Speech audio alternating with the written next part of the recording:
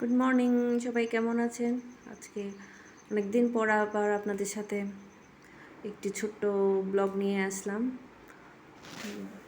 কিছুই না, তারপরও অনেক দিন পর আসলাম, যেহেতু একটু প্রবলেম ছিল তার জন্য আমি ভিডিও করে রেখেছি, কিন্তু এডিটিং করার টাইম পাইনি। তো এটা ছিল কয়েকদিন আগের একটা ব্লগ।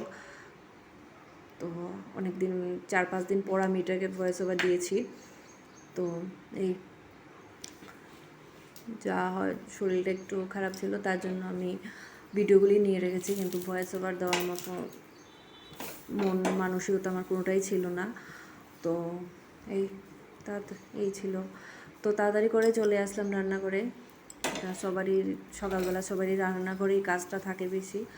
তো এখানে আমি চলে আসলাম রান্নাঘরে। এসে তাড়াতাড়ি করে এখানে আমি পরোটা ভেজে নিলাম, যেহেতু হাজব্যান্ড 8টার মধ্যেই বেরিয়ে যায় অফিসে, তার জন্যই আমাকে অনেক তাড়াহুড়ো করতে হয়। অনেক সময় তো আমি ভুলেই যাই যে আমাকে ভিডিও করতে হবে। তো অনেক সময় অনেক কিছু করিয়ে আমি, কিন্তু এগুলিকে রেকর্ড করার মতো টাইম থাকে না আমার কাছে, বা টাইম থাকলেও মনে হয় যে না, থাক, ভিডিও পরে করবো, আগে কাজটা সেরে নিই। তো এইভাবেই চলছে।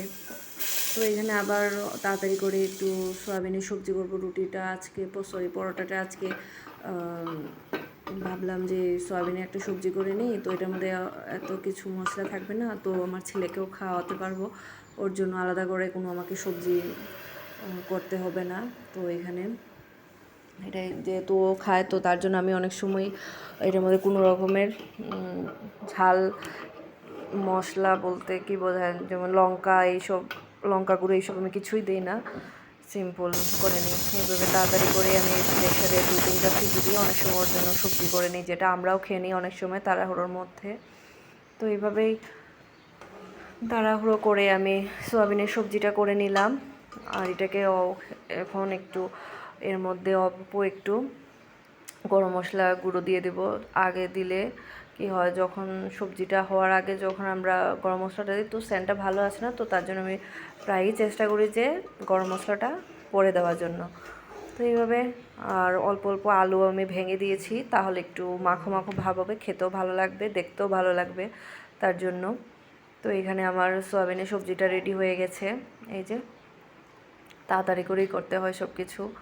তো এখানে এখন আমি খেয়ে নেবো। এটা খেয়ে তারপরে চলে আসলাম আবার সেই রান্নাঘরে। একঘেয়েমি কাজ চলছে।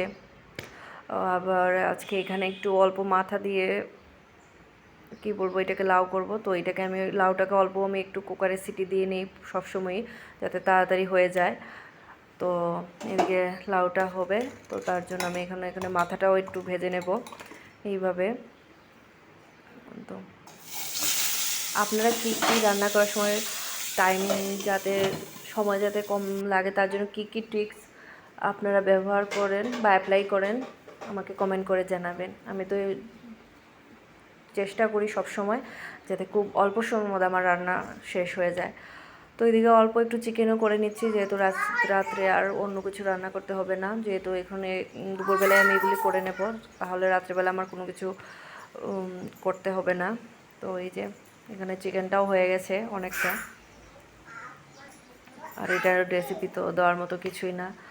তো এখানে ছেলের জন্য সয়াবিনের সবজিটা আছে, ভাত আছে, আর এদিকে মাছের মাথা দিয়ে কি বলবো, লাউ আছে। এই ছিল আমার দুপুরের মেনু আজকে। আর আপনারা কারা কী খেলেন কমেন্ট করে অবশ্যই জানাবেন। আর তারপর দুপুরে খাওয়া দাওয়ার পর একটু ঘুমিয়েছিলাম। তো এই ছিল আমার দুপুরের। আর তারপর অফিস থেকে আসার সময় বর নিয়ে এসেছিলো পাওভাজি। এই ছিল।